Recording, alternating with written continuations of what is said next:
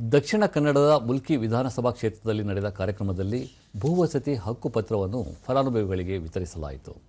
ಕಂದಾಯ ಸಚಿವ ಕೃಷ್ಣ ಬೈರೇಗೌಡ ನೇತೃತ್ವದ ನಡೆದ ಕಾರ್ಯಕ್ರಮದಲ್ಲಿ ಆರೋಗ್ಯ ಸಚಿವ ದಿನೇಶ್ ಗುಂಡೂರಾವ್, ಶಾಸಕ ಉಮಾನಾಥ್ ಕೋಟ್ಯಾನ್ ಸೇರಿದಂತೆ ಮತ್ತಿತರರು ಉಪಸ್ಥಿತರಿದ್ದರು.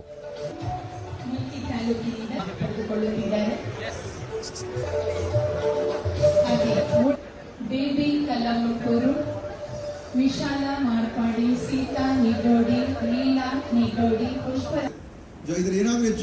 ಬಳಿಕ ದಿನೇಶ್ ಗುಂಡೂರಾವ್ ಕಂದಾಯ ಇಲಾಖೆಯನ್ನು ಪ್ರಾಮಾಣಿಕ, ಪಾರದರ್ಶಕ ಮತ್ತು ಭ್ರಷ್ಟಾಚಾರ ರಹಿತ ಇಲಾಖೆಯನ್ನಾಗಿ ರೂಪಿಸುವಲ್ಲಿ ಸಚಿವ ಕೃಷ್ಣ ಬೈರೇಗೌಡ ಹೊಸ ಕ್ರಾಂತಿಗೆ ನಾಂದಿ ಹಾಡಿದ್ದಾರೆ ಎಂದು ಮೆಚ್ಚುಗೆ ವ್ಯಕ್ತಪಡಿಸಿದರು.